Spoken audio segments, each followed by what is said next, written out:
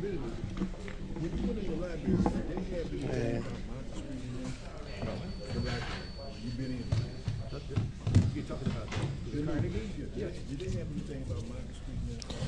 ready, Mr. Moan? They got so much in there. It's gonna, they can have open house. Check your phone. Once they cut the ribbon. That's what they said. You gotta get in there. They should have something about it. Ms. Fabian not joined up by phone, right?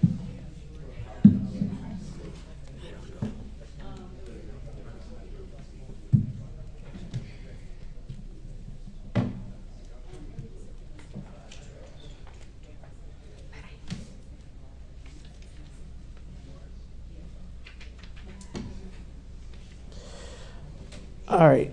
It is 7:10. I'd like to call together the OSC committee meeting. If I can have a roll call, April 15, 2025, Operational Services Committee meeting. If I can have a roll call, please. Ms. Gonzalez. Here. Mr. Riddle. Present. Mr. McBride. Ms. Hannah. Ms. Lansing. Present. Ms. Fabian. And President Ewing. Here, we do have a quorum. All board members are present with the exception of Ms. Fabian. First item up is item 3A, approval of the meeting minutes for March 18th, 2025 OSC meeting. Motion to approve. Motion by Mr. Riddle, Second. seconded by Ms. Hannah. Any comments, questions on the motion? All in favor signify with aye. Aye. Any opposed, nay. Minutes are approved.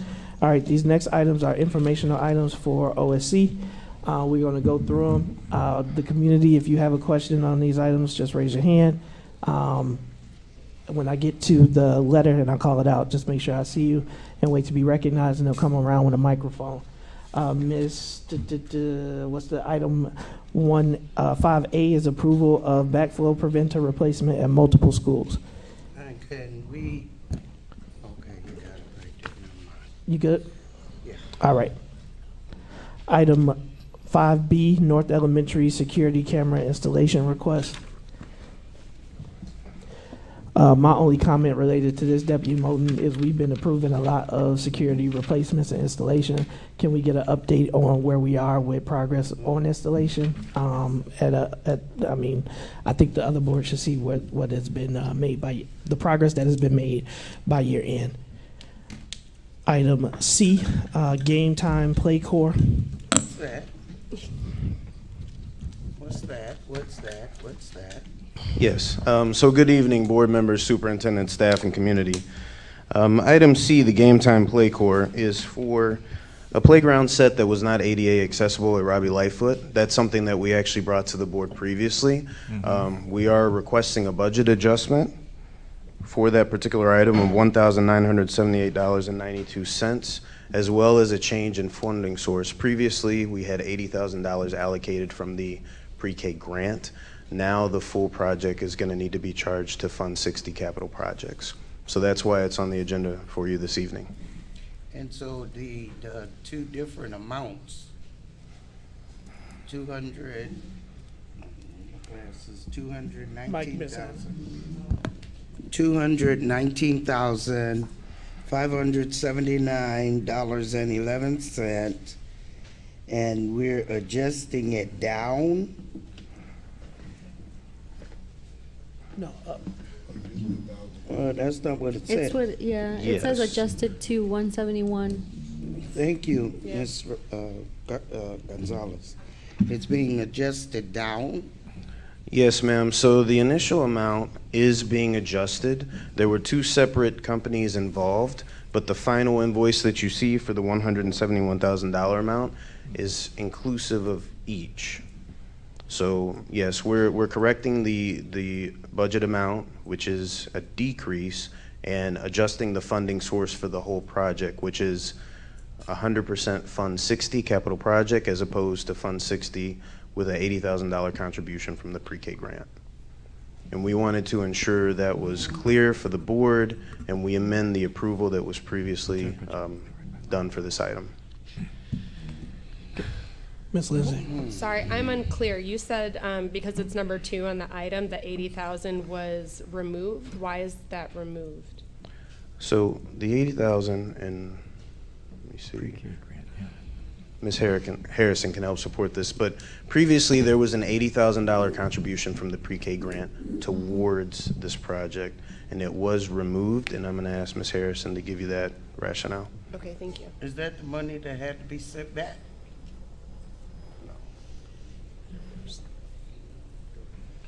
Good evening. So what happened was because the project wasn't going to be completed until this fiscal year, we couldn't use last year's money for to pay for the playground. So we reallocated it and put it in transportation, so it wasn't sent back to the state. Okay, so then I don't understand because we have to renew the grant, correct? Yes. Can you just provide the rationale for me and the community why we wouldn't just wait for the next grant as we're very close to the end of the school year? The funds for we wouldn't have had it in this year's grant. It wouldn't have gotten approved. But I for mean this year. next year's grant. For next year's grant, Yeah, why we didn't wait for next year's grant for the playground? right. Because Ms. Session put it in her SBB Okay. as well. So we were budgeting, we were both paying for it, both of us.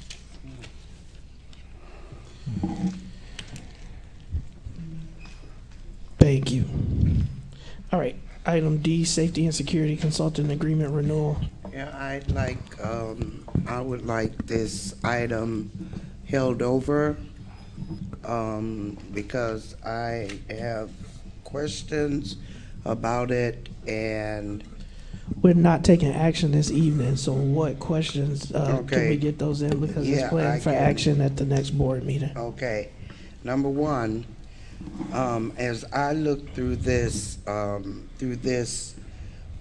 renewal, everything that I looked at, this is a case of what I have been saying before, that we hire people in the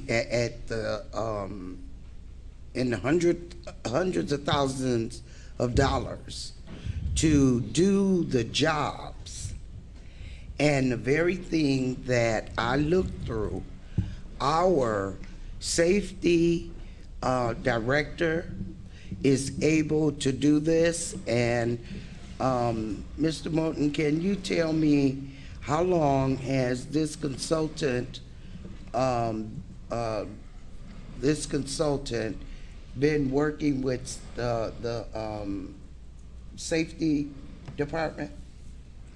Yes, Ms. Hannah, the original agreement was approved during the 2022-2023 school year. Okay, and thank you very much. And so by this time, whatever is, the redundancy of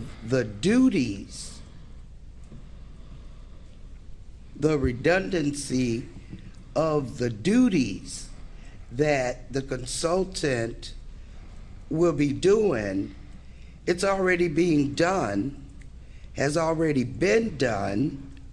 And so at what point does the consulting end?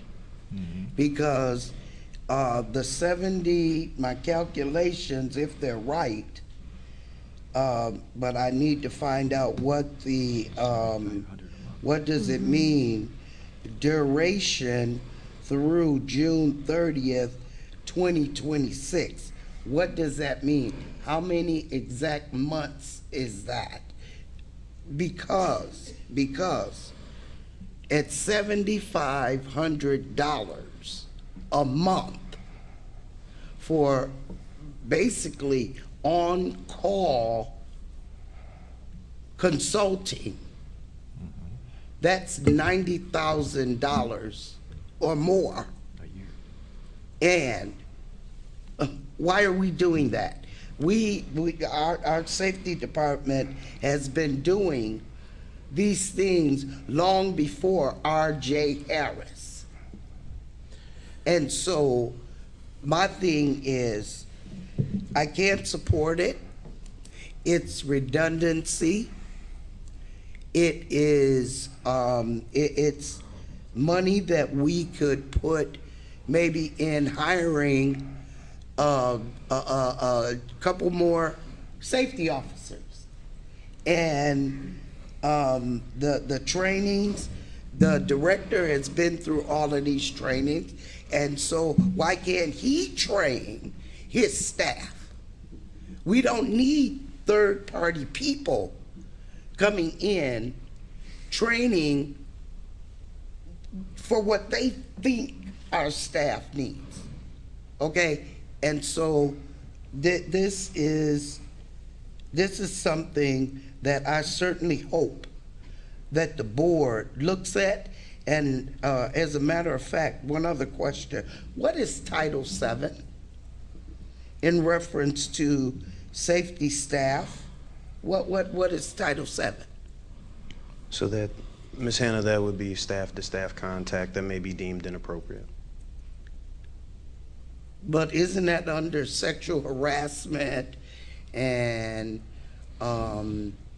help me now, the Well, sexual harassment But and if all I of punch that? you, that wouldn't fall into that category, but it would still be, that's what I'm understanding that's covering, That's- not the sexual harassment touching. Right, but there's other different Within Title aspects IX. no, this is Title VII. I understand, but you're referring to what's covered in Title IX. Okay, and all of this, based on what Mr. Moulton just said, that's the same thing.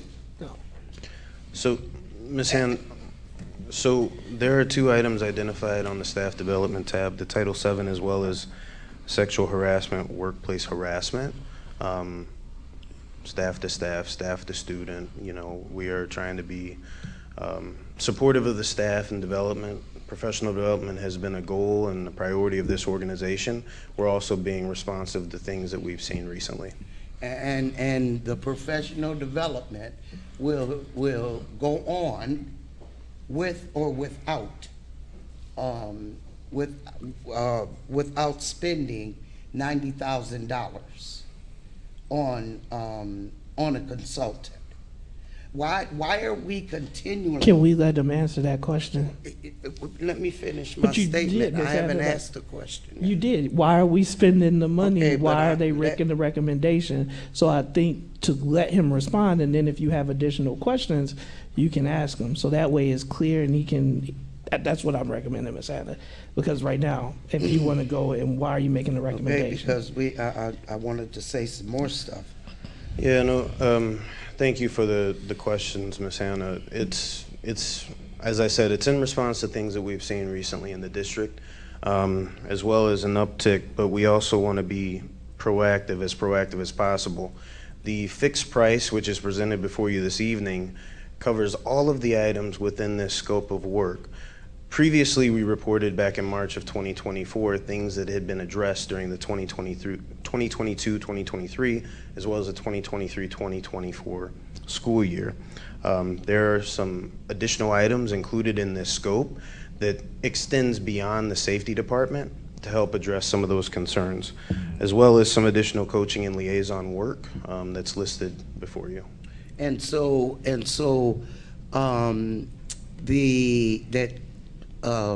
things that span beyond the scope of the department, right?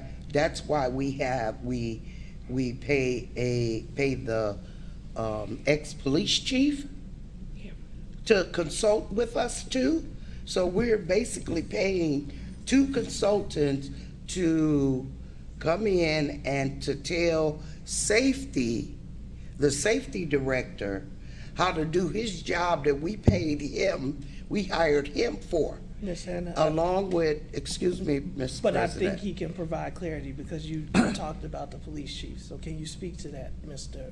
Moulton? Yes, so the ex-chief of police, Chief Walls, is a part of this consulting group. It's not a separate consultant. Oh, so he's getting paid out of the 90,000 too? Chief Walls is part of this 90,000. proposal, If approved, yes. if approved. And he was previously with the previous approvals. Okay, well, how come that's not outlined in this agreement? Because the way it looks right now, R.J. Harris I can will help. be getting 90,000. I can help Ms. Hannah. So RJ Harris is the consultancy group that we work with, and he has employees that work for him. So Chief Wallace would be one of his employees. Well, okay, thank you so much for that. I appreciate that. I hope that Okay, helped. it doesn't actually. Okay. Because I'm going back to my original question. Why does the district continue to bring in consultants, third-party people, to tell the people that we hired at all of the money that we pay them, and they come in and tell the staff how to do their job, when the staff should already know how to do their job because they were hired for it? It is a waste of money. We don't need the consultants that we're constantly paying over and above our staff members, because basically we're paying for a staff, and some more staff. So we're duplicating salaries for consultants. And we need to stop doing that. And we need to start with this. It's redundancy. It's redundancy. And we could use that money for something else. We were doing active shooter drills long time ago. It's not new. All of the bomb threats, all that stuff, that's not new.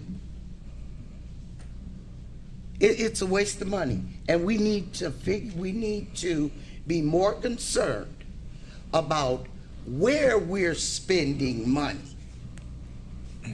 not the how much, where we're spending it, and this is a waste of funds. You want to go first, Mr. Riddle? I guess I was going to ask, I wonder if Director Wilson could provide us, maybe this would help board members know how the consultant has provided services to us in the past year. I see a lot of generalized things here, training to our staff, training in providing effective customer service, professionalism, etiquette, and appropriate language for all staff. A lot of different training. Is it possible that RJ could provide, Mr. Harris could provide us just with some of that, so we can see that there's ongoing training and in what areas that training has been provided, who it's been provided to, so that we could easily justify continuing, that there's a need to continue. Because what he's put down here is very generalized, and it's been going on for many years. That would be my ask. And We can. So I we- think let's let the other board members give commentary. Do you want me to respond to that or wait? Go ahead. Go ahead? Yep. Okay, so I can help with that. So RJ Harris has helped with scope and sequence of professional development for our safety team, which we have not had at the level that we are now delivering it since I've been here. So we now have a scope and sequence of training for our safety officers on the first day, where they all get together. They're trained on whether Title VII, working relationships, Title IX. I'm not saying he does all those specific, Right. but there are specific trainings that they build out for us. The second piece to that, and then there's trainings throughout the years, right? I do know that Mr. Wilson, I have sent an email already previously around what is the scope and sequence for this year. Another piece of this will be training for our, I'm going to say executive assistants, the WIP staff at the schools around safety, professional etiquette in greeting staff members, building relationship, diffusing situations at the school. So that'll be another component. Another other big component has been these audits that have been taking place at our schools, where you see the more upgrades to our security systems, how we're the vestibules, how we're managing that, the number of security guards. I do know the chief walks through the buildings maybe twice a year. Don't let me speak incorrectly, but you can correct that later, in which they're looking for that. Another big part of this was the first year professional coaching for Mr. Wilson that I asked for, some executive coaching, because this was, he director of the safety for one of the larger districts in Illinois. And I can attest from my lens, I have seen his growth and capacity grow under the mentorship of Chief Wallace. That's not a bad thing. With him, with Chief Wallace, in which we all need a brainstorm partner. I know that I've given executive coaching to Ms. Patty and our area superintendents,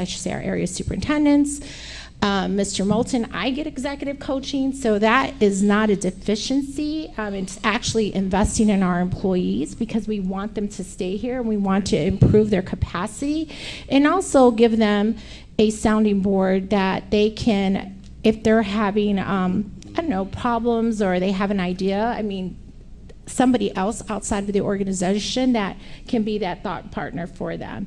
But we can get you some examples of professional development that has been provided by R.J. Harris.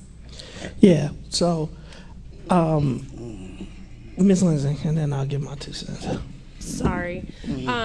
So from my understanding, it's from the 2022, 2023, 2024 into this coming year. So that's 4 years of this contract. I feel that there are some components that should be coming out of our HR department.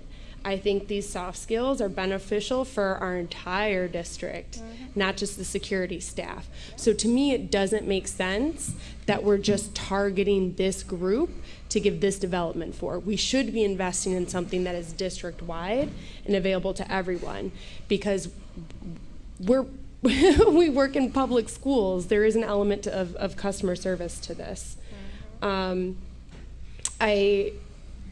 I know there was a valid component with the reviewing the schools and assessing what we need, but in my opinion, after 4 years, I would anticipate we've identified all of those pieces and should have them as part of the capital improvement plan.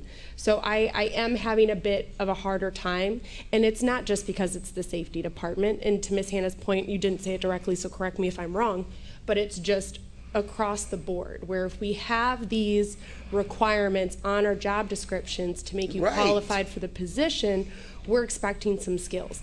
I'm not expecting 100%. I don't interview at 100%. I need a job where I can grow in, right? But the message that we're seeing is that our hired staff isn't at 80%, or if they've been with us for a while, this to me says we haven't been giving them the proper supports so they could be top functioning in a role they've been in. So we're not trying to point fingers, we're just seeing a larger piece of the puzzle that raises concern. What I can speak to, did you want to respond to that, Mr. Moulton? So, yes. So my response to that would be this is a resource for professional growth. Previously, and part of the I would say the original scope of work was the building vulnerability assessments. There were a lot of recommendations that were done from that. I believe Chief Walls came much more frequently than twice a year, as well as trainings associated with mutual respect, getting awareness. They developed the training for our crossing guards, as well as presentation skills for our safety administrators. So we do have those resources available to us. There are some additional items within this scope, which we believe supports the renewal and extension of this agreement. And you're absolutely correct. There are some elements here that are applicable to all staff, and we'll certainly explore that. I believe the item that you referenced, the professionalism and things like that, we want to make available for all staff, or the staff, depending on their job scope, if it's appropriate for them. So, we'll certainly take that back and review it, because we do understand that there are potential benefits for other job groups within the organization. Sorry, I apologize. Sometimes my brain goes really fast and I don't get all the pieces. When you were talking about the intergovernmental component, because that's built in here, is essentially create a liaison with, or essentially creating a network within the intergovernmental law enforcement network, etc. In my personal opinion, the city of Waukegan and the Lake County Sheriff should want this partnership. It benefits everyone. When we And get not into the with state's a- attorney's office with the human trafficking, you should want this relationship. We shouldn't have to pay for consulting to get down this road. That's right. So that's not on you, that's not on this. This is just my perspective. That's Thank right. you, Board President, I apologize. Ms. Hannah and then Ms. Gonzalez. Okay, and I'm going back to, okay, everything that you all are talking about, I'm talking about from the superintendent to the deputies to all of the different, team members. Why can't you all do all of this training with our staff? I mean, why can't that training take place under you? Your operation and maintenance. Superintendent is superintendent. We got Deputy Cesario. We got HR. We have safety. Why can't these people in our district do these things instead of bringing in consultants to tell all of these people that I just named how to do their job? We hired them because they said they could do their jobs. And all of these things are a component of doing their jobs in the school district. Do you have a response for that? No? All right, Ms. Gonzalez. I just had two questions, and I think it's related to why more information can help an agenda item when it's brought to the board. Do we happen to have any data or like survey feedback about the training and how staff is receiving it or has received it in the past? So we can provide that information, Ms. Gonzalez. We have started the process with Mr. Wilson's team to do some exit survey data. Okay. And then my second question is, all of these ad hoc consultations, coaching sessions, training sessions, if we could just have like a baseline of hours, or if we could kind of pinpoint, this is the benefit that we are receiving in return for this investment, I think that would be really helpful. But we don't have that. So when it's time to vote, if it's going to come to vote in the next board session, I would love to have that information. I think that we could make a more informed decision then. And I don't know about the rest of the board, but this seems to impact next school year. So would it be worthwhile to hold it over for the next board to vote on? That is something that I was thinking about as well. That's what I was thinking about as well too, Ms. Gonzalez. Yeah, I will say, you want to go first, Jeff? I can. Go ahead. Well, I just left a conference dealing with what we're talking about now, safety. And I think what you're talking about, they always talk about controlling the narrative. Mm-hmm. And that's how you control the narrative, as opposed to the money that Ms. Hannah is speaking about, how it's being used and whether it's being used worthy or not. But if you don't put the emphasis out there like you're talking about, it makes it a little, it's a ghost. You really don't know what's going on. But coming from that conference, my opinion, any training that you can get, you need it. From what I heard during my safety conference that I went, and it's a lot of things that we should be doing that we ain't doing. And I just heard that just from being in, and we're talking about I have some of the things we talked about. I think you brought it up this time, Ms. Lindsay, about the state's attorney's office. They say some of the worstest things that we don't even pay attention to is child predators. Yeah. And we don't even talk about that safety.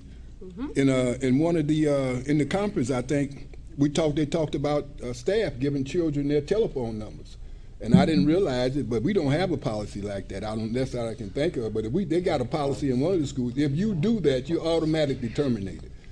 And also too, I think that one other thing that was said, that you, as Mr. Wilson, should have direct contact with the superintendent at all times dealing with safety. You shouldn't have to go to DeBaron or nobody. You should be able to go directly to the superintendent, which makes sense. The consultant? That's a different structure. No, I'm talking about Mr. Wilson should automatically, when there's issues, you should automatically go to the superintendent. You should be going around nobody. But he go to the consultant. No, that's not No, what I mean. no, he does not. That's But incorrect. you understand what I'm saying, Mr. Wilson. When you have an issue, you should have direct contact with the superintendent, because safety is safety. But I'm just saying, a lot of things that we're discussing right now, even in the narrative of what Rick and Chief is doing, I hear a whole lot, see and heard a whole lot of things that I'm going to share with you that I learned that you should be knowing dealing with safety. That's all I got to say. So I'm a little bit surprised with the response, and why I'll say that is because we've seen the product, at least I have, on multiple occasions about what it is that they are doing. When we were negotiating and having conversations around the SROs and intergovernmental agreements, when we are deciding what's happening with games and game cancellations, having someone who is the chief of police, who's available, who's a phone call away, who can help advise on those type of conversations is important. Having the assessment that was done, which we haven't completed every item that was done on those assessments, and that work is still ongoing, I think is important. The different trainings, and so I want to say every person that we've hired is capable to do the job. I think I'm damn good at my job. I also have consultants. It's because there are individuals who you bring in who allow you to, who can do entire, like, and let me give an example. One of the things in the safety consultant agreement was around looking at, I think, job positions or something like that. Isn't that through HR? Isn't that a function that should be in HR? So the scope of work is around, scroll down. Yeah, examine organization chart. Yes, create the organization chart. But So we did that. we did not, Ms. Hannah. Well, what happened to the two? We hired one consulting. And what did they Morgan, do? And that's why I think I and they did the don't know state. if we And then actually we know did what the- it is that we consult with, which is why I'm saying is because R.J. Harrison Associates, not R.J. Harrison Associates. Who was it? Morgan. Morgan, and then we Right. had So the let me. other group. So Morgan HR looked at salaries. Right. So it's a salary assessment. It Right. didn't look at work organization charts. It did grade out people the correct way. So if you had it, so that was the one that didn't There look were at two. correct. And the other one, if you will let me finish, was the group that came out of, was it Milwaukee? Madison. Man. Wisconsin, right? And they didn't look at job descriptions or organizational charts either. So that report is available. I've read it. So if any other board members want to go to, we got our work product that we needed from it. Again, I see the value in this relationship. I know how we've benefited from it. We always talk about partnering with local organizations and people who know our community. This is one of the few. He doesn't even live here. This is one of the few local communities. He doesn't No. pastor a church here? Oh my goodness. He doesn't? No. He pastors the church in Zion. That's not the Tri-City area, Miss Anna? Look, don't change the narrative. It's not. I'm being very And clear let about me my tell you narrative. about- He okay. graduated from Waukegan Public Schools. This Mine- is a business owner. And so you've made your point clear. I think we all heard it. I'm now saying why I think that this is valuable. If you disagree, you vote your conscience. Absolutely. And I will vote mine. But I Absolutely. don't want to disparage, especially from a board that's benefited from these services, that's gotten actual stuff that I can point to, that's gotten cost savings from this contract. Where? I can speak to it. Okay, I'd like to see the cost savings. I'd like to see the cost savings. Where's the cost savings from this? If you did not go with R.J. Harrison Associates, would you be looking at another? No. Would you be looking at another organization or company in order to do the PD, or would you be handling it in-house? We would be looking at other organizations. Well, then, why do we Lindsay? need you all? Ms. Lindsay? Sorry, I just want to clarify something for the public, because Mr. McBride, you had brought it up. We actually have policy around essentially teachers giving their phone numbers to students. That's part of the grooming updates that we recently did. And as mandated reporters, people should be reporting it if they're not. But it does include electronic communication between staff and students. So I just want the community to know we have that in place.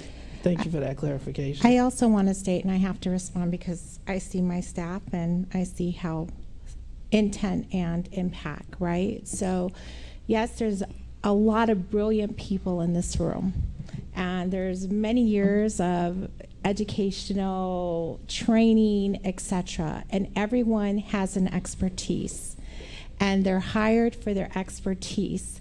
I am not a safety expert, neither is Mr. Moulton. Daryl is a safety expert, but we're practitioners. And what does practitioner mean? We practice what we learn, and we improve, and we keep learning to improve practice.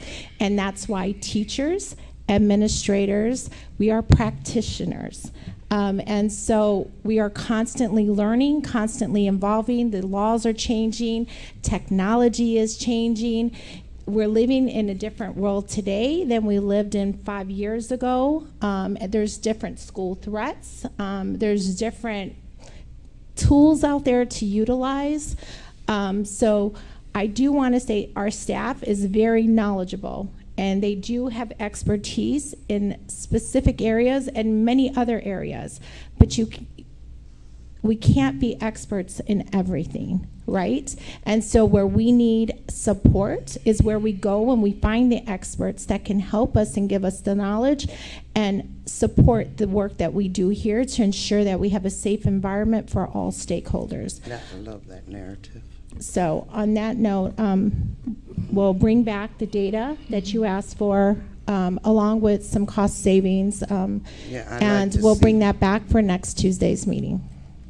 I'd like to see, because this is, again, we have people that should be able to perform all of these duties already here that we're paying for already.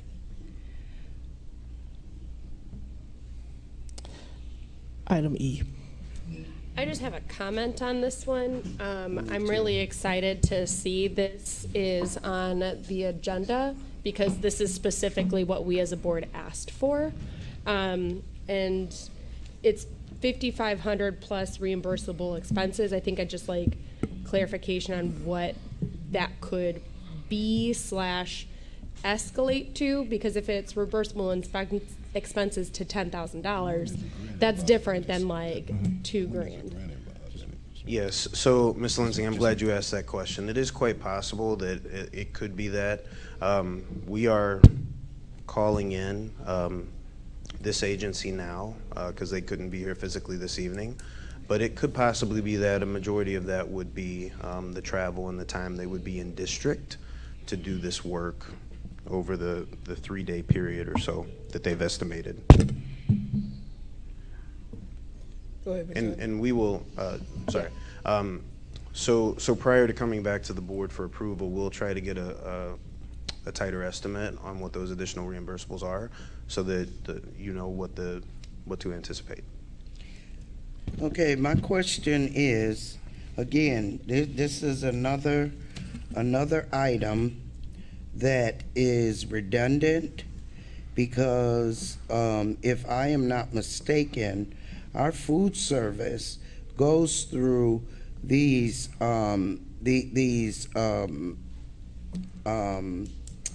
assessments and the audit, because it's required that the food service does these things.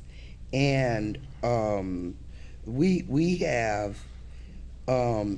state audits that do these things already.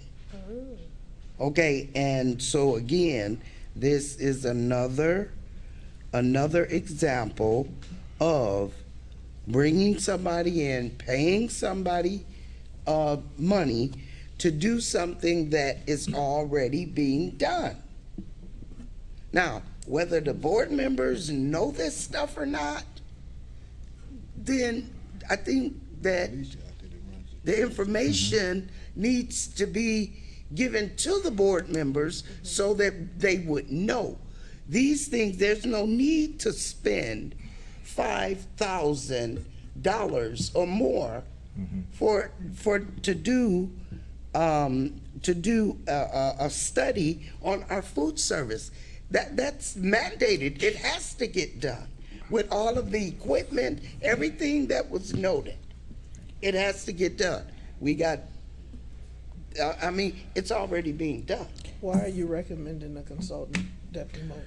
Yes. Can I speak? This was in response to the board asking us to go out to look for somebody that can do analysis of our, I'll just call it food service, and potentially moving away if we chose to from our current vendor. However, looking at other vendors that are out there, looking at other districts, what do they provide in comparison to us? What are some of the things that we may be able to capture potentially in a new contract? So, Mr. Moulton, can you please discuss the difference between this analysis and the audits that we have for our food service provider? Yes, so currently the information that we look at is compliance-based. It's meal counts, it's ensuring that certain nutritional information is provided to our students, as well as the certifications are up to date, things of that nature. This goes above and beyond that reviews, it does review the program, but it also looks at areas of potential improvement for efficiency, as well as what it would take if the ultimate recommendation would be to go to another RFP process. What it would take for that RFP process to be successful, a timeline for that. That would be part of this scope of work. So the last 2 years, the administration has recommended a renewal of the Sodexo contract. There was a request to do this, we're calling it a feasibility audit, to see what our current program has. We, in previous meetings, have heard that there have been some concerns. We do have some report outs that we'll share in the near future. However, there are some items that we may not be aware of, or the board may not be aware of, as it relates to the day-to-day operation of the current food service program. This will help identify those items above and beyond just the compliance items. Ms. Lindsay? Board President? Oh, this just ties in super fast. Sorry, Mr. Riddle. So in part of this, one of the concerns was market research for food cost given all of the pieces. So I just want to make sure that's going to be part of when you say the Yes. RFP process. That would be included. Yes, Yeah, that would be it'll included. to help guide whether or not.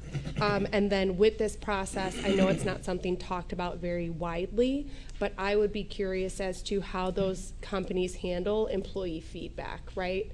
Because to me, those are the people closest to our kids. So making sure that they have a voice within their company, to me, is an important component. Thank you, Mr. Riddle. Yes. Yeah, I agree with Ms. Lensing. I think that this is timely, and I really want to thank Ms. Williams and our nutrition department for pursuing this and having some outside eyes who are expertise in this field looking at, because food service is very important to us. It's a very costly item, but everybody, wants to eat. Our kids, we want to get them the best. But they're looking at a whole bunch of things here. The purpose is to gauge, our overall food service. So I just want to congratulate you on this. I think it's very important, and it's timely right now, because we did ask, the board did ask that, we may want to go out with another RFP, and so I think this is excellent that you're getting this look, and the report is going to come back to us, and the board will have a chance to look at it. So thank you very much. I asked a question. Thank you, and it is possible that we may get some positive feedback, and there may be a recommendation that we maintain the program as is. So, Go ahead, Ms. Adams. Can I ask Can you use Ms. the mic? Williams a question, please? Can you use the mic?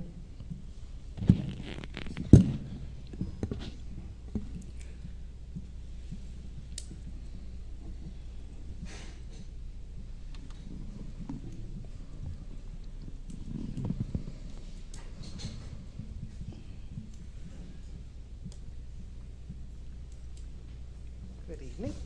Good evening, Ms. Williams. Could you explain to me as well as the other the board what is the difference in doing this this feasibility study and audit program? What is the difference from what you all have been doing all along? So currently we have a child nutrition specialist. She looks at the food, she looks at half of this stuff on this list, but she doesn't go into detail about receiving and storage and procurement and program management. She looks for the ISB guidelines, regulations that are being followed by the staff and food safety. So a lot of this other stuff, that's not what she does, and we get our audit from ISB every 3 to 5 years. And so is this something that your department needs? This is something the board asked for. That's all I can say. Okay, now, thank you for saying what you didn't say, but yes, okay, thank you.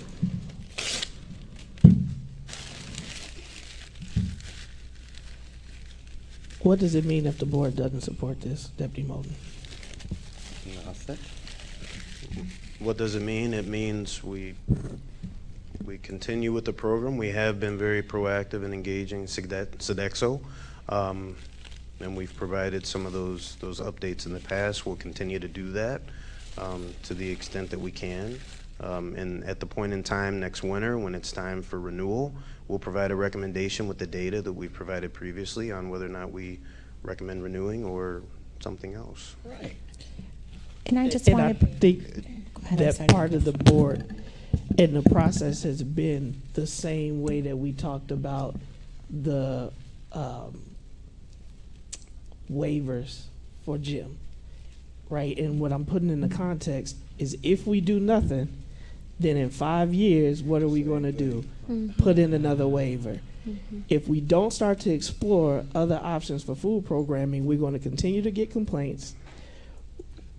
This was the first time that we were able to move away from the lowest responsive bidder, and I think there was even some benefits to how we handled that. So again, I outside of my son and the food that he eats, I don't have a dog in this fight. The board will decide what they want to do, but this is one of those things where we ask the staff to come with a solution. They do. So again, the board will be able to vote its conscience. Ms. Lindsay, I'll give you the final word if nobody else has anything to say on this topic. Okay, sorry to add in, but this is also just some perspective when I was visiting some of the schools. I went into one of the lunch periods, and the vegetable for that day is raw broccoli. So I'm sure many parents and just the common American can understand that broccoli's going in the trash, right? And so I want conversations of, with Sodexo staff, because I'm also hearing that they're not able to give feedback to Sodexo, which is a direct concern of mine, that, hey, we have a lot of kids throwing away the broccoli. Yes, we want to give them a variety of foods. Yes, we want to go ahead and give them multiple opportunities. They're not going to like everything the first time. But is there a different way we could be doing broccoli instead of raw broccoli? Can there be a ISB approved sauce that they can put with it? Are we being innovated to make sure that most of the foods that they should be eating but don't want to eat don't end up in the garbage? So that's one of the personal reasons, both as a board member and as a parent, why I'm excited for this to be on the agenda. And one of those was around food waste. I'm sorry to piggyback, but it doesn't matter if you make a kid, and I think this was you, Mr. Savecki, make a kid take a lunch. That lunch is going to be counted, but if they don't actually eat and it goes into the garbage, what did that actually mean? Right? And so again, outside of I think it would help get us to move things quicker, to get things done faster, the decision will ultimately be each board members. We got item, you want this, Mr. Becky, or you want to move on? Quick question.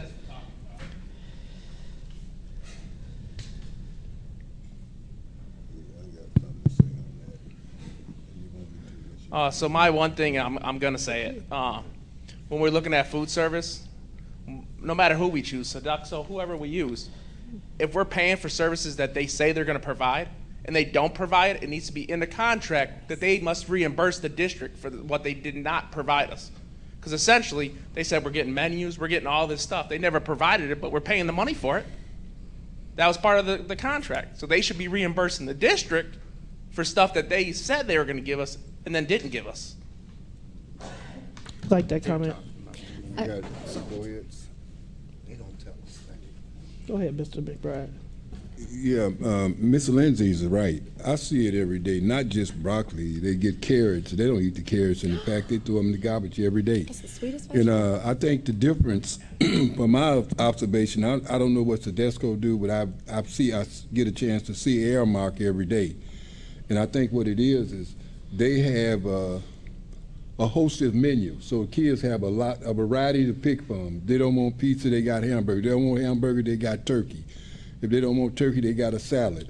So they have a variety of food to pick from. And when they go through that line, like I said, they got a variety. The menu is long. And I see that a lot of food don't get thrown away because, number one, stuff they don't want, they don't even get it. They'll get something else. But you're right. I see carrots thrown away every day. No kids don't eat no raw carrots, and including me. I don't eat them. Oh, they're so good. Yeah. Sorry. No, thank you for that. So again, I think the information is there. If there are specific questions related to the contract, if you guys could get those in. Item F, facility rental waiver request for Lake County Legacy Inc. Semi-Pro Basketball.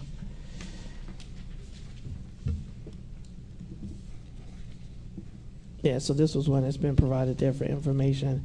I know we had public comment that talked about the waiver. This is one of those where I think it's good for our community to have these type of items. And most of the individuals that are involved are from our community, going back to that, wanting to support the community. So I do appreciate the administration. There's always a lot of back and forth. My position has been consistent with this, is if it's something positive and it's benefit our students, and for many of our students, basketball is something that is attractive. It's a way that we've been able to try and even push mentorship. They know many of these individuals from being around. I just remember even myself, well, not myself, me and Jeremy Richmond graduated together. We were in the regionals, sectionals, and even him coming by, they know who he is. And so the fact that they would be able to get to see these living legends, I don't think we should be nickel and diming this program. So I would be in support of a full waiver. Someone raising their hand. Come up. So, Mr. Henry French would like to say a few words. Go ahead, Mr. French. Hello. Yeah, I just wanted to provide more clarity on that so that we don't just think it's just basketball that I'm trying to promote. I am the owner of the Lake County Legacy, and it started as a senior exit project. I'm a graduate of Zion Benton, but Waukegan welcomed me as family. I did not play basketball in high school, so I played travel basketball in Waukegan. And my senior exit project was to become a general manager of a sports team. So throughout my pursuit of basketball, I played professionally, and then the opportunity came for me to establish a professional team. And I did this last year while I was working as a long-term sub at Jack Benny. And so I just felt that it would be beneficial to the community to host a professional team. There's things like internships that can be implemented. As far as social media managers, which we all know the kids love social media. I don't know how to run TikTok, but the kids do. And just a plethora of other internships that can be installed throughout our district, as well as, to be honest, the footage and the film that we use to showcase our students. I was asked by the athletic department to help run that area, and I think you guys use NFHS as well as Hudl. The Hudl cameras that you use and the quality of the video is terrible. And the NFHS, you guys didn't use it at all. We use a program where the quality is crystal clear and it's free, and that can also be a way to intern with the students. I also was awarded a broadcast a sponsorship for not a sponsorship, the $1,000 grant that I was awarded earlier in the year for my broadcast club. That was my intention, to bring those students on and kind of intern them in a way where they can, use the camera equipment to learn how to do things like that. And there are other jobs that are not as popular or quote unquote sexy as like a statistician. I'm sure most of you don't know, but a NBA statistician earns on average $86,000 a year. We have a statistician who's a graduate of Waukegan High School, Mr. Caden Chapa. He learns that same program that the NBA players get their stats on. So I was just trying to figure out a way to kind of implement what I grew up loving and trying to impact the community in a positive way. So like Mr. Ewing said, I think it'll be a great idea. I didn't want to, take this out to Grays Lake or anything. I called it the Lake County Legacy because I wanted all of Lake County to feel inclusive in this, but ultimately I wanted it to impact the communities that needed the impact. So I just wanted to give that piece. Thank you. Ms. Lindsay? Mr. French, I really, you don't have to stand there if you don't want to, but I just really appreciate all of the additional information you gave, because I know we had a really exciting basketball season this year. Those kids were great, and it brought a lot of frustration as a community member that I couldn't tap in virtually, because you got kids going to plays, doing this, that, and the other. It did get to a point where you could do a paid subscription for one of the games we were able to see, but it was just limited for the community. So everything you said was great, especially the impact for our students in our community, but I think that's just a bonus kicker that's great to hear. Yeah, and I think Mr. Endelhofer, one of the teachers, he runs a Walk Dog YouTube page. Mr. Endo. It's as simple as connecting that software to the YouTube page, and our parents, staff, students, whoever can watch those games for free. And support if they're not able to come out and support. I'm funding the team through my culture and climate salary. So it is a public, so y'all know what y'all pay them, right? So I just want to be clear about that. So when we have community members who also are employees that are coming and asking to use our facilities, I don't think that it's too much to ask for that we've given it away for much less than the benefits that we're getting. And so I do want to commend, is because the board, and there's been a lot of conversations, is they were trying to make sure that they followed it. We've wanted the salaries or the positions paid for. You while it is a business, and I hope that it becomes profitable, like you just said, you're not making money off of this. You hope to one day. I hope you do too, so that you can reinvest it. But I think this is one of the ways that as a district we can support our community organizations and sow a seed. So I do appreciate the administration for trying to stick to what they heard the board conversations being. But this is why I keep saying that you guys, I would encourage future boards not to create very narrow boxes, because it may limit some of your opportunities in order to support organizations like this that are doing good work. So go ahead, Mr. LeBaron. Thank you, Mr. French. So, Mr. Ewing, I heard you say earlier that you're recommending a full waiver. I do want to remind the board that as it is presented this evening as a Classification 5 event, it is only eligible per policy for a facility-only waiver, not staff or equipment, which is why it's presented as $3,000, and the full invoice is just over $6,000. So I did want to make that point. That's how it is on the agenda item this evening, and based on your comments, Mr. Ewing. So because it's not a 501c3. As a board, we can suspend our own policy. So if you guys put it on there, we'll take care of it at the next board meeting. So to me, you're saying you want to stick to the policy. I'm saying if that's how it's going to come forward, then that's how it's going to come forward. I'll just work with Kathy to make sure that it gets done the correct way, that it needs to get correct. We can do whatever you like. We just like to have consensus of the board of an earlier conversation. So is it the consensus of the board that we waive all fees? I'd like to stick to the policy myself. I mean, Are we going to be hindering the program? That's my point. well, you're setting precedent if you make exceptions to the policy. That's what, That's the concern. that's the concern. My, you know. my stance has been consistent, and I'll be voting my conscience. I think, I mean, and that's what we'll ask you, Mr. French. Is it detrimental? Is If it the board goes detrimental? forward and charges you the $3,000, is that something that your program can afford?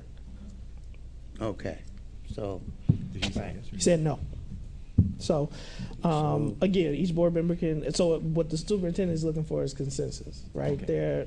So right now, again, we'll vote in public session, everybody will be open, but for now, so there's not confusion, that's what's being asked is, hey, how do you all feel about this? So I'm gonna start all the way at the end with Ms. Gonzalez. Well, So I'm- I'm sorry, I'm no, confused. go So ahead. the understanding is that if we only waive the 3,000, the program would not move forward? He said he can't afford it. he so- can't afford I see, it. okay. So, Ms. Gonzalez? For these, this is what happens. We went back and forth about a lot of other facility waivers, and here we are, right, making a perfectly great program unrealistic to the person who's trying to host it. For me, just to be fair, out of fairness, I think we should follow the policy. Does my conscience like that? No. That's period. I don't know. Part of me is like, how can we fund it otherwise? Or I don't know. Can we give them some money? Well, there's other funding streams, right? You gotta go fund me. Maybe we can Spend it crowdfund. spend the Maybe the money on foundation other could help things. out, but Mr. Riddle? it's our policy. Yeah, it's the policy. I guess you've already heard me. I think that you start making exceptions, and then you don't have a policy. So, you can change your policy, but once you set it up, you should leave it. Mr. McBride? well, Mr. Riddle mentioned the word exceptions. There's another word, amend. There's a whole lot of ways things that we can If do we to wanna help do it, you we if we will. want to help you. Right. And then come back and start all over again and say, this is the last time. We could do that. We Can I ask for a clarification? Sorry, Mr. McBride, because of what Go you're ahead. talking about. When we voted for that company that was for profit for the filming and the video and all this stuff, we ultimately did what? I think they covered some of the staff. We charged them. We charged them. See, But it was much discounted. We still came right, back. but waived- we that was charged why. them, We waived even the though they were doing facility. internships and all Again, this stuff. and I'm we good with said- that. My stance has been my stance, and I'm consistent with it. If it's supporting our community and getting more community, Right. because I know what it is. I run these types of programs, and when you're looking for a location to host and to do something, it's very expensive and it can be limiting. So I do, but we got two that are saying, that's why I'm coming back to you. So we got two that are saying they wanted to follow policy. Go ahead, Mr. McBride. Oh, so also I was saying, I appreciate you for stepping up, as plus being an employee in the district. And once again, you're taking kids off the street, and that means something to me. And you have a gym that's not being used, just sitting there, just an open space, and we don't want to let you come in there with our kids. Something's wrong with that picture. And so whatever we need to do to support you in any kind of way, I don't know how we're going to do it, but the $3,000 for you to be able to not to have our kids do what you're trying to do for them, it's a shame that we even sit up here and haven't found discussing it. And I'm thinking of when I think about that, I think about we talking about $100,000 with the SRO because of the fact we don't want them around our kids. But here you are, an employee, talking about $3,000 helping our kids to stay off the streets. So it's a no-brainer to me. So like I said, he mentioned being able to make some amendments or either, what's the other word you use? Exceptions. It's a whole lot of ways to help you if we want to. I'm with Brandon.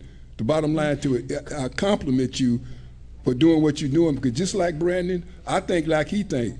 I love kids too, and I do everything I can. And I knew I was operating off a shoestring budget, doing all kind of stuff to try to get them off the street. And so therefore, I get where you're coming from. So keep doing what you're doing. Don't let nobody discourage you some kind of way for it works out. It'll happen. If it's God's will for doing what you're doing, it's going to happen. Don't even worry about it. In our policy, sorry, because of what you're saying, Mr. McBride, in our policy, could we ask for the revenue of the organization if it's for profit? I want the consensus because that's what you asked for, and so I wanted to be clear with what the But guidance was. the question is unfair. Which one? Do we want to stick to the policy, or do we want to actually help the organization because it contributes to the students? I'm going to jump in. Mr. French, I'm going to meet with you tomorrow. Let's see what we can figure out, okay? I don't want the board to be put in a position if they want to break their policy or not. We should uphold policy, right? That's what governs us and governs practice. But we will find, I'll work with you tomorrow, okay? Just reach out. You know where to find me, all right? Just to be fair to the board, okay? Okay? Well, no, the superintendent said they're gonna meet with it, so as opposed to, I'm good with it. So it's supposed to come forward next week. I do think we need to give clarity to Mr. French, is because I'm one of those people. I just went through a situation with this with a local, with the city of Waukegan.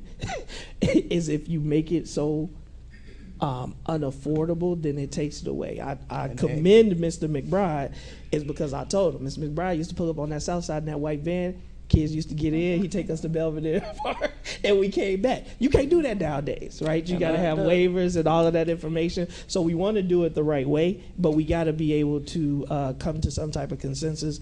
The superintendent says she's committed to doing so. So if we can have that conversation, it'll be up for action one way or the other at our next board meeting next Tuesday.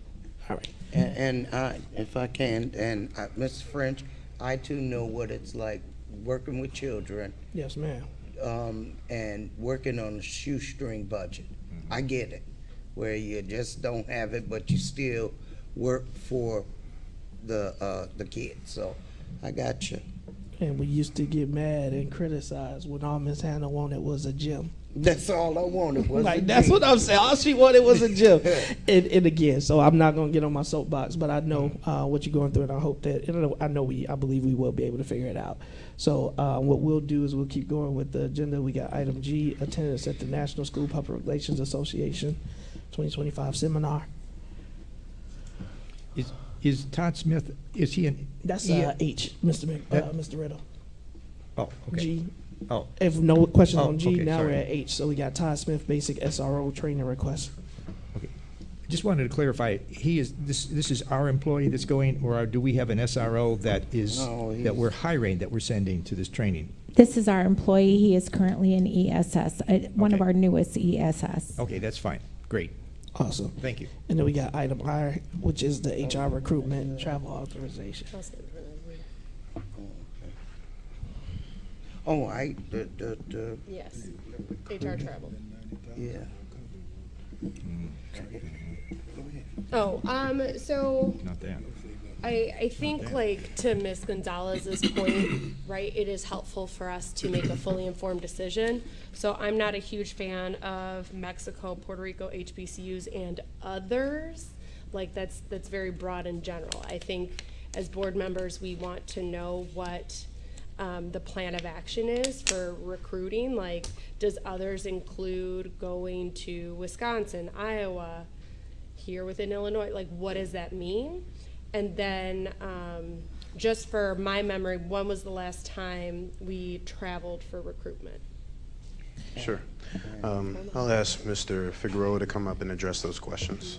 Mr. Figueroa, before you address the question, before this item comes for a vote, for others, I know that you can't predict 100% because job fairs can pop up, or we can get notices even through our regional office.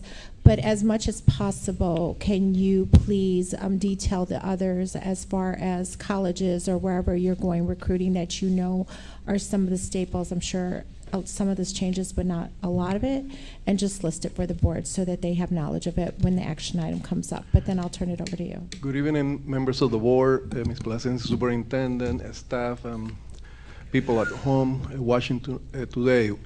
The purpose of the travel request is because when we are out of state, we need to travel.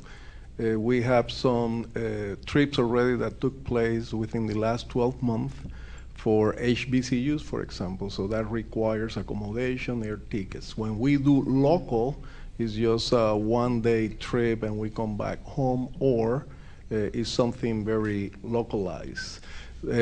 As you very well know, we have over 200 international teachers that we have been accumulating through the last years. So tonight, we have 216 international teachers working for Waukegan Public School that otherwise those will be vacancies. There are people who have the theory that if we didn't have international teachers, that we will have those positions filled locally. I respectfully disagree with that. There is ample evidence in the newspaper, if you want to search that there is a national shortage of teachers, and more and more and more school districts are using this ability to travel and recruit international for this. So in terms of your dollars and the amounts, we have been very successful. The investment in these trips that in the last 2 years at least, although it calls for a budget of $30,000, in reality all of this is being paid by a grant at this point. It's not $30,000 that we are using from district funding. On the local area, for example, I think that a month ago I was in the Lake County ROE job fair. We have maybe 8 candidates that stopped by our table, and we have not been able to attract them to Waukegan Public Schools. So we have localized, most probably we will have some other, as they pop up, we will be attending some other Northern Illinois job fairs, and if we go to the Milwaukee area, we will also be trying to recruit there. But I have been here now for 8 years, and the experience is that although we go to those job fairs, normally the ability for us to attract them to come and work in Waukegan is difficult. So there was a question about the latest travel. Beside the Lake County ROE, the only international travel that took place was Spain, and we did that 2 weeks ago, and we were successful also. Right now, our biggest problem is not special ed teachers. 5 years ago, we have at least 75 vacancies just in special ed positions, instructional positions. So that means that we were using people that were not trained teachers to serve our students. Today, Waukegan Public School have basically all of their special ed vacancies filled at this time, so we don't have that drawback. So our biggest problem now is bilingual education, because we still are short in that area, but now we're concentrating our recruitment there. And as I mentioned, the trip in Spain was very successful, and we are still trying to see if we can get some teachers from Mexico and other Latin American countries. Now that the special ed problem has been basically resolved, I'm going to concentrate in the bilingual program, and I think I will be successful in that area if I get the support and some more time. I think that in the next 12 months, we're going to have more opportunities to bring people from to fill our vacancies here in Illinois. But yes, we attend localized job fairs, but for them, I don't need a travel authorization. The travel authorization is pertinent when we are moving out of state and we need accommodations, their ticket. And as I say, there is not a single person in Waukegan Public School that will say that this investment have not produced the results. And more importantly, the vast majority of these teachers, and you can ask the principals, your board members, they're going to tell you that they're hardworking people, that they're filling those vacancies, and most importantly, that our students have a license by the state of Illinois teacher serving them. I am so proud of that I can't even ask for anything else. Okay, so Mr. Figueroa, that was a lot of background information, which is helpful. You said that you visited Spain 2 weeks ago. Is that part of the recruitment 2024, or is that coming out of the recruitment 2025? For the last authorization, as you know, these are annual authorizations. I don't come here like every time there is a trip, because of sometimes the timing and how quickly we can adapt to that. So every year, the Board of Education have been very generous approving a travel authorization. So, for example, I can send through the superintendent to the board the copy of the last travel authorization that was for travel taking place before April 1st of this year. So now I need to renew that travel authorization so we can continue with our planning and executing our recruitment plans. Okay, so it comes back to proactivity in that respect, because you should know as head of HR when you're going to be traveling so that we're getting this and not approving in the arrears. And it's not just a you problem, it's a broad problem that we're seeing as a board, that we get things after the fact. No, but this travel authorization is for the upcoming, not for the past travel. The past travel was authorized last year, and it, as you mentioned in your introduction, it mentions several countries, and it is for a 1 year. It's not for one specific travel. And the dates, for example, this year, normally the dates in Spain are late April, early May. This year they decided that they want to do the travel or the recruitment in Spain in March. So that flexibility is what is helping us to meet our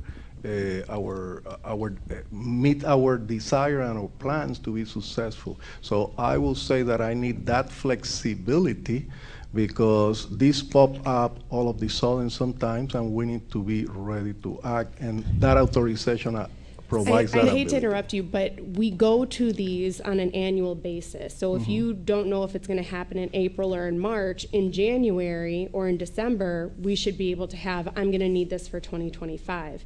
And maybe I'm misunderstanding or I misheard, but I thought you just said Spain is part of the 2025 funding. Is that incorrect? No, I So said that is correct, that it is part of the 2025. of the 2024 authorization that the board approved last year. So this Okay, money so is that for is next year, is that This correct? is for the upcoming year. We Right, really went to for Spain. next So this school is year. for 1 year, and whatever Yes. travel we have to take in the summer. Again, for a very successful program. No, and so I had Mr. Vukovic, who had his hand up. I want to make one kind of point, and both things can be true. We've been bringing this to the board in April for that authorization. Part of the confusion is our fiscal year runs from July 1. So if we wanted to have it approved for this school year, it would be in the budget, it would be a line item, which I think it was, and we already approved it, it's through the grant. So it's almost like it's redundant in multiple places, and that's what's creating some of the confusion. Whereas if we said, like right now, you're saying April 1st to April 1st, why are we running it April 1st to April 1st instead of July 1 through the end of the year? It's a small thing, but I think it'll help clear up what a lot of the confusion is coming from. And so I'm going to let Mr. Vukovic respond before I give. But the my answer is comments. that recruitment happens during the approval of the budget also. For example, we're going to have budget meetings, I believe, in May. So this is the center of recruitment now, and then if I am tied up in that process, I'm waiting until the July 1st. So although funding was approved in the budget for this current year, and it is being proposed for the upcoming year, although I already mentioned that we're using the recruitment grant here in the district to cover the expenses, then the flexibility, the authorization, not the funding necessary, but the authorization to travel is part of the legal requirement for us to be able to participate in those events. Yeah. Go ahead, Mr. Vukovic. Two comments. One, I understand the need for it. I have never been a big fan of that. But in the current climate in this country, I just kind of question us going abroad, bringing teachers into this environment. I'm talking about our nation, not Waukegan, but our nation, that you're bringing people from outside the country in. And none of us can say what the policy is going to be or how these people may be treated by Washington next week, next month, next year. So, it's something that we've got to be prepared that if suddenly there's a big turn to the right somewhere and we've got 260 people from outside the country here that we basically sponsored the District 60. That's just a concern I have. My second comment, And Mr. Ewing, I know this is your last meeting, or second to last meeting, so you won't hear it anymore from me, but I have harped continuously about the pool of retired Waukegan teachers that could be tapped, and all we got was a little letter saying, come sub, and it was at the same rate that anybody else got. Never was this district tapping the knowledge of 20 and 30-year teachers that the words I've used, and you've echoed them, Mr. Ewing, if they were treated like the professionals and paid like the professionals that they are, that you might get a few of them to come back and help fill some of these vacancies. But we still haven't seen that.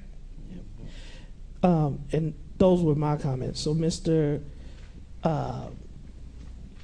Figueroa mentioned the fact that we have an issue with attracting teachers.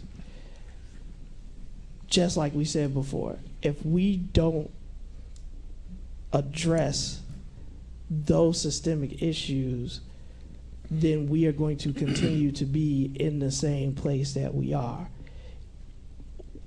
I deal in risk, and what Mr. Vukovic is talking about is a risk that we are so dependent, based on your own words, Mr. Figueroa, in this foreign recruitment strategy, is because I acknowledge there is a teacher vacancy issue. It's a national issue. Every conference I go to, right? Every time I'm talking, when I'm talking to school board presidents and superintendents from around the country, this is the issue that we're trying to solve.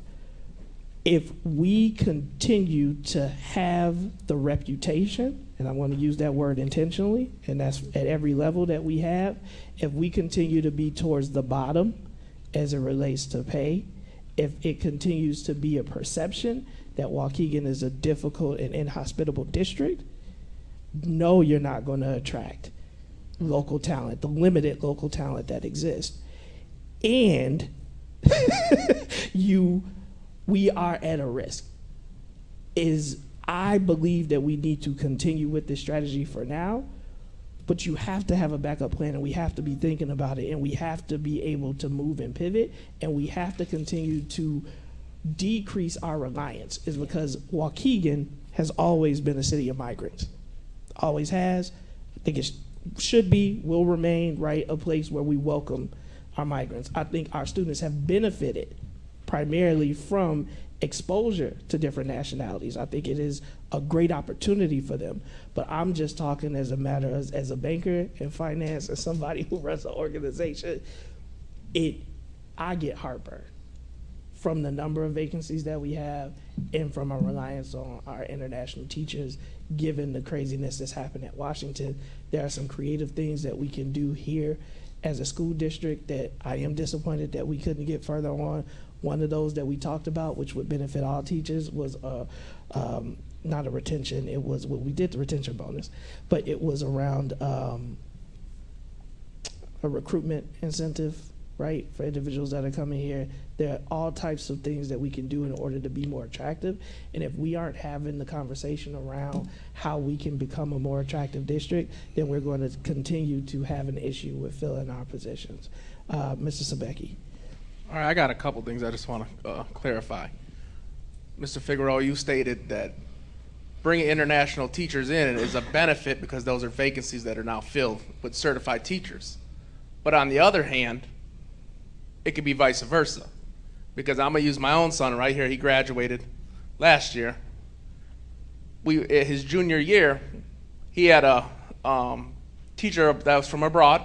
He couldn't understand that teacher at all. So he came to me as a parent. He barely passed that class the first semester with a D. When he told me the first week that he had that teacher, he could not understand that teacher. I went to administration, told him what was going on. Their solution was he could write the teacher notes and then go back and forth writing notes to each other. So he barely passed with a D, barely. They listened to me as a parent. I know my student. They moved him second semester, gave him a teacher that he can understand, and he aced the class. So it's not just filling it with a certified teacher. The students got to be able to learn. So it's a two-part. We could fill it with a certified teacher, but our students need to be able to understand and learn from that teacher. It's not about just filling the position, just to have a teacher in there. They got to be able to learn. And yes, and I'm not saying, I don't want no one to say, oh, well, he's complaining about I'm not complaining about international teachers. They work with some, but there's language barriers also with our community. And if the kids do not understand that teacher and can't understand it, a lot of them have strong accents. They can't understand it. We have to find out a solution for that problem. And that's what frustrates me as a parent, because I came the first week of school and let administration know. And that as a parent, that's my student. They didn't listen to me until he barely passed with a D. Then they decided to switch him to a teacher that he could understand, a different class, and then he aced the class. So that's his grades. If he decides to go to college and that's his transcript that looks bad on because they didn't listen to the parent. We say we want parent involvement. Everyone in this room knows I'm very involved with my kids. And we don't even listen to parents. We brush them off. They ask questions. Even this administration, I'm still waiting for answers that some people were looking into, and I still ain't got answers, and it's been months. Thank you, Mr. Zabecki. I got Ms. Barnes. I got a couple of things to say. Number one, I have twins. They graduated this past year. And when they were in preschool, they were learning Spanish. And so when I would take them to the store, they were speaking in Spanish. And it was cool. So by the time they got to kindergarten, I asked, could they be put in a bilingual class? They said, no way, Jose. Mm-hmm. Now, what are we doing now? We're implementing something that a parent said, and I didn't even get paid for that. I wonder who got paid for my idea like 15 years later. That's number one. Secondly, I know kids in the district that's taking Spanish and they cannot communicate with the teachers and the teacher cannot communicate with them. 9 times out of 10, and this is not a racial slur, the Hispanics are acing those classes more than we are because we have no clue as to what they're telling us. And if you're starting like at 6th grade, which is ridiculous. That's all. Oh, definitely fair points. And I see you, Ms. Lindsay. I think one of those was it takes a long time in District 60, but that dual language is something that we want to see more kids of all nationalities get into, is because it's not just bilingual, it's actually dual language. It starts at preschool, or no, does it start at preschool, superintendent? Kindergarten. So it moves up. So it's real slow. What are we at now? 5th grade is our... They're in 6th. 6th is the now. So first. 6th is our highest grade. So to your point, it wasn't even an opportunity 15 years ago. And now it took 6 years to have 6th grade where we are hoping to get to biliteracy. Yes, ma'am. You got the mic, or did he take it back from you? My granddaughter will be 5 tomorrow. Hoo-hoo, but anyway, she's at the EPIC program, and they offered her to go into the bilingual program for this school year. Mm-hmm. And I thought about it, but the only thing was, they said if she got in the program, she could not come out. Isn't that ridiculous? It is hard though, and that's the one. It is a commitment, and that's why a lot of the things. And so when you talk, and this is because I want to respond to 2 things before I move to Ms. Lindsay, and then I know it is 8:30 and we got another meeting. The one piece is 2 things can be correct, and I want to be as PC as I can and also as respectful as I can. Accents are a thing that people cannot control. And one of the things that we are experiencing, not just in our district, but at the collegiate level, is that many of our advanced math and science classes are taught by individuals who are very capable, who are very competent, who are here because the same issues that we have with filling teacher vacancies, they're having at the collegiate level. So it is hard. And as a parent, you always want to advocate for your child, but I'm not going to lie to the Waukegan Public Schools and say that that's not something that may be an issue, and that we as a society have to figure out how to come up with solutions. And it may be writing emails, it may be utilizing AI tools, it may be utilizing tablets in order to make sure that we can communicate. So that's my stance on that, is that people can't control their accents, and because of the vacancy, we still have spots. It's something that we have to figure out how to work through, and I don't want anybody who may have a heavy accent to feel bad. And our students who cannot be in that classroom, then I recommend that as a parent, you advocate and do what's best for your child. But that's not something that's going away. Hopefully this is it. Well, we tried, but the teacher would communicate with us back, and that's it. Yeah. But that's it. Mr. Ewing, one last footnote is that probably the biggest teacher employer in the district is Chicago Public Schools, and their salary are very high. Want to share with the community that is not an issue for Waukegan. Chicago Public Schools have been in Spain for the last 3 years. I have made friends with them. They have over 300 international teachers, which tells you that they also are struggling in some areas with the recruitment. So I think Waukegan Public School has been leading this effort, and when you see Chicago sitting next to you in Madrid last month, that should be an eye-opening, because it's not just Waukegan, it's a necessity, across the board. It is a risk. Chicago has 300 and we have 260. Something's wrong. But again, it's a risk for both places. So I want to make sure that we acknowledge that it's great to do, but it also creates a risk, and I want us to be proactive. That's it. Ms. Lindsay, I'll give you the final comment on this one, and then I'm going to end this meeting. Okay, so this is going to come from a perspective of someone who used to be an international teacher. So I taught in the Philippines and a parent of dual language kids, because as parents, we are very intentional that it is very important for our children to learn Spanish, to be good community members, and to also have great job opportunities, right? So I'm really excited that we do have the dual program in place, and that we have that requirement, because you need to see it through. It doesn't happen in 1 year, it doesn't happen in 2 years. My son's great, right? But like my oldest, not so much. So you need that constant exposure, because it also depends on your classmates and how much Spanish they're speaking versus other components. So I am really happy about overall our program's dual language program. And I've had, as a parent, 2 experiences with our international teachers in that dual program. The first one was very negative. That person put hands on my kid. That person verbally abused my kid, and they stayed employed with the district. So as a board member, that's very frustrating. I don't know what the interviews look like when we go abroad. Most of our international teachers are great. Most of them are great. But we still have some that are wholly inappropriate for our district, or are great teachers and may not be in the proper location. We also had an experience where one of the teachers was certified for middle school or high school, but is in an elementary school. So I think, yes, it is a risk. Yes, I am worried about their safety, but I also want to make sure that when we are going internationally, we are having really good interviews to try to tease out most of these situations, or hold people accountable whether they're here on a 3-year period or not. I think another component for Waukegan in terms of recruitment, this is the last thing I'll say, is the science of reading. We are teaching our teachers the science of reading. We have a program that we've committed to for 5 years at least, and I'm anticipating it's going to go well. I'm anticipating our teachers are going to love it. I'm anticipating it's going to go further. How many other districts are prioritizing that?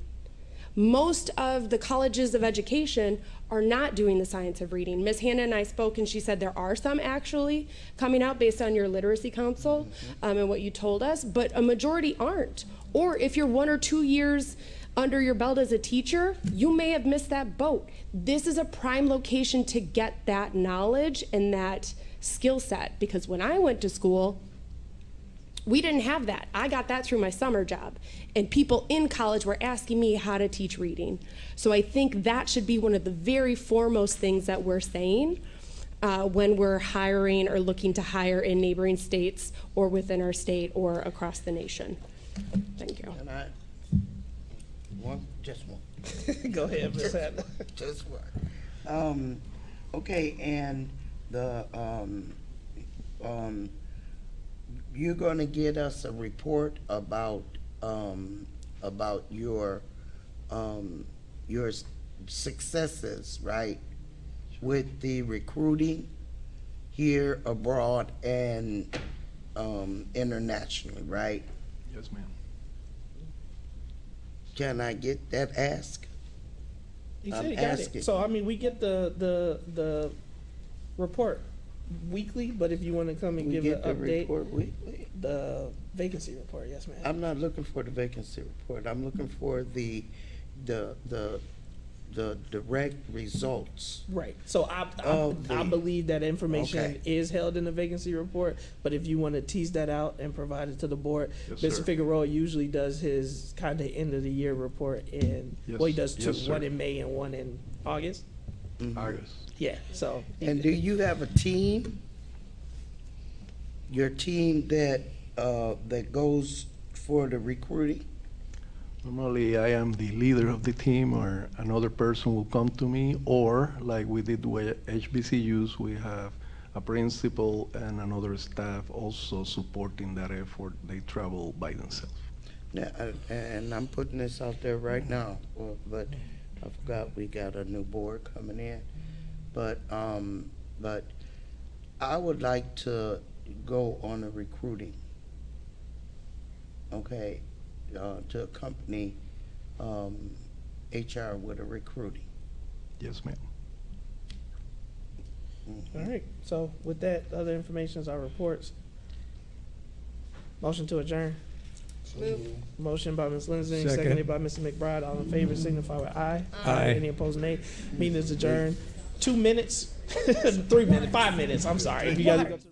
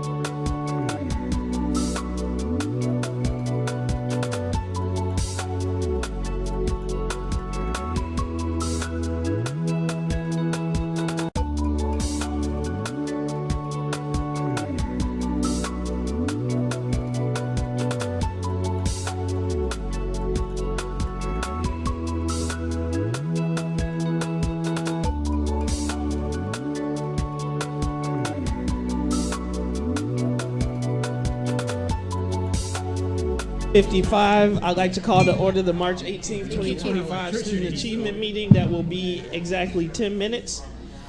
Roll call. Mr. McBride. Mr. Riddle. Present. Ms. Hannah. Yes. Ms. Gonzalez. Yes. Ms. Fabian. Ms. Lensing. Present. President Ewing.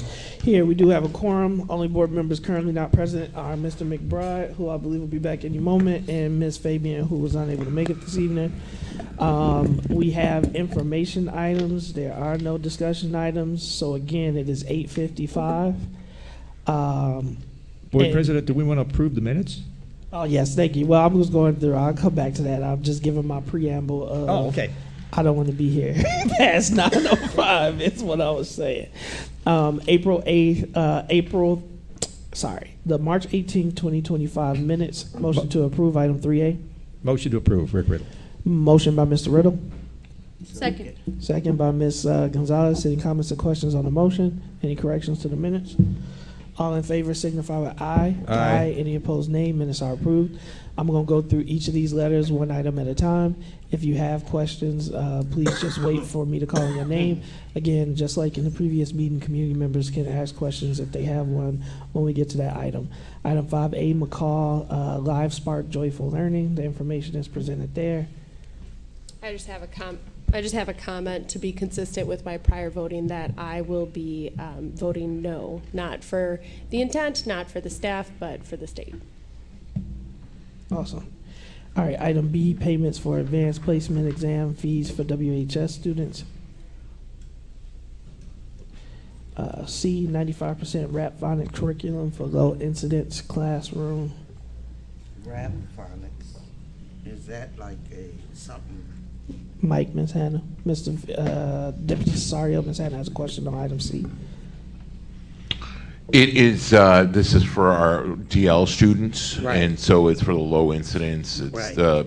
I can. No, I just want to, Dr. Do Cesario? you want to? Yes, ma'am. I just want to know, you say rap, is it like? Hip hop rap, that's what she does. I don't think it's rap. That's all No. she wants. So no. Yeah, no, that's not it. Okay. Awesome. But I know Ms. Hannah did have a curriculum that she got from a vendor at one of our conferences that she did recommend Right, as a, and as it a was resource. rap. It was rap. Yeah, And this that's is connected what I to was our Gen Ed 95%. Yeah. It's Okay, for specifically for the low incidence. Yeah. Okay, RAP okay. stands for Yes. Rapid Achievement Program. Yeah. Reading. Oh, reading. I'm sorry, reading Not achievement the- program. Reading. No, not that. Right, you That was got it. good. D, I can't pronounce it. Spanish for Heritage it's Speakers botas. course. Thank you. Materials for the high school. E, renewal of Gold Book Toolkit. What's that? F, renewal of HMH Read 180. G, renewal of Teaching Strategies Gold. Sorry, I had a comment around this one, and it's just, well, never mind. Sure. Yep, I'm good. All right. That is now H, approval to attend the 2025 Tableau Users Conference. Board President, I just wanted to congratulate her for getting a $1,500 scholarship, so we will not have to pay anything but $992 for her to attend this conference, so that's terrific. Yep, it's great. Awesome. I, renewal of CAMI for pre-K through 12. J, North Boys and Girls Club. K, renewal of yearly Microsoft Office and server licensing. L, renewal of Instructure Learn platform. M, Savannah College of Art Design. SCAD, SCAD Educator Forum. That AP seminar, I think that's. Is next in AP Seminar Summer Institute 2025. Yeah, just think that's great that we're sending a teacher out to, two teachers actually, and one to learn. Three.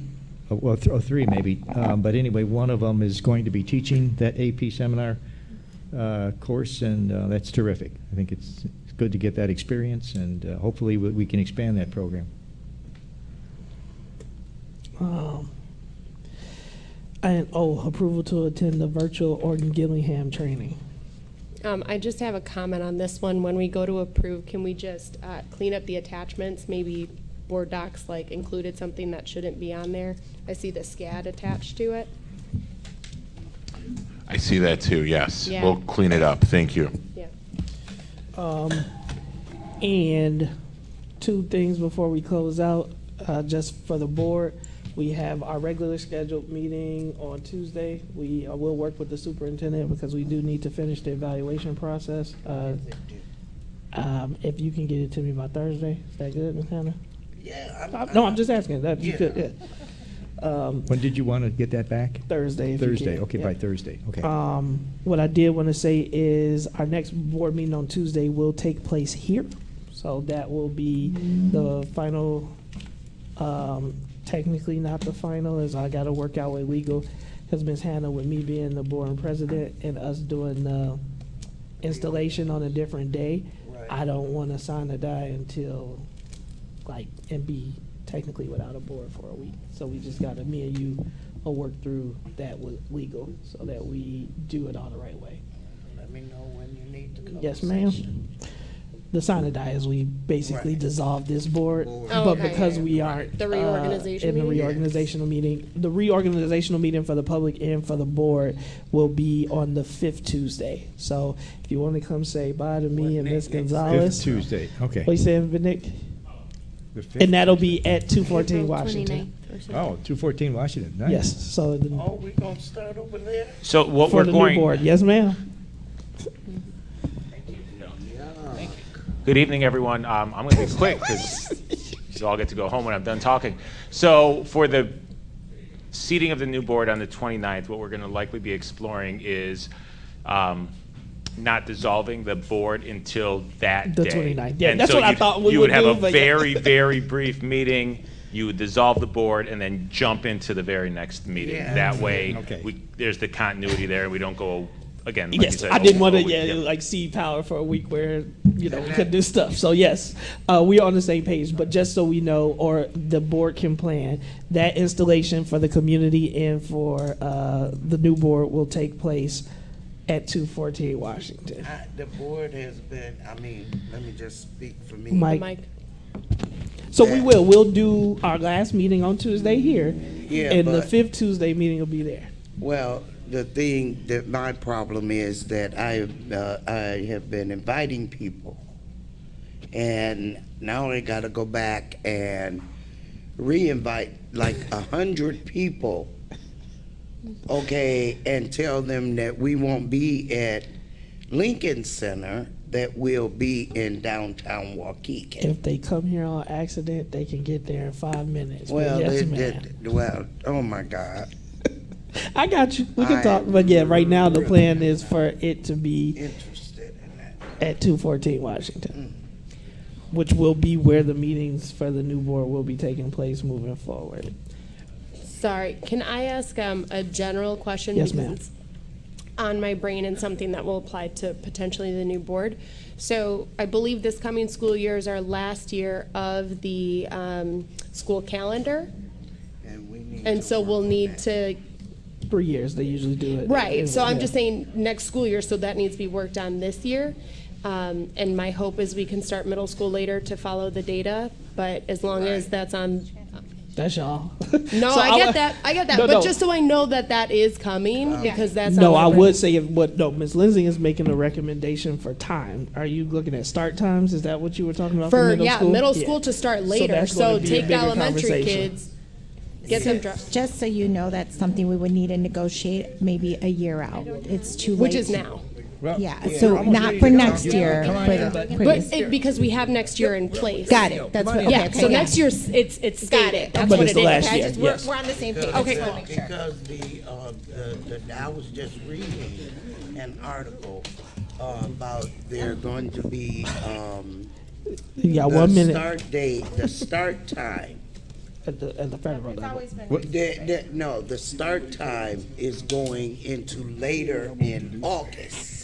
No. They were Oh, talking- you're talking school of the year, yeah. Yeah, We're you're talking a 2 year, they weeks. were talking about actual, what time the Hourly building schedule. started. Okay. I'm for that. too. All right, 9:04, motion to adjourn? Oh, Move. Mr. Riddle? No, Board President, no, Mr. Riddle. Second. The time of that board meeting on the 29th, is that going to be? 6 p.m. It's going to be 6? Yes. We're going to have closed session or not? You don't know? No, okay. I mean, again, I'm not drafting that agenda. Okay, all right. But presumably not. It's just ceremonial. We want them to get their sea Ceremonial, okay. legs. Go ahead. Close So out it's at 6 just p.m. the reorganization meeting and it's done. It's done. So there's no other If agenda something besides changes, that. the plan is for it to be No, just no, the that- reorganizational meeting, and that's why we wanted Yeah. to have the separation, Yeah. so that we aren't doing two. But Yeah, new because board sign meeting and die, 29th, traditionally, Washington. sign At and 6 p.m. die, it happens Yeah, with yeah. the last board meeting. Yeah, yeah, yeah. And the sign and die, and then the reorganization. I know. That's tradition, everything is changed. For the last 4 years, we've done it on different nights, because I remember the night I was seated with the board, we didn't do it until after 9:45, and then went immediately into a closed session where I was given information.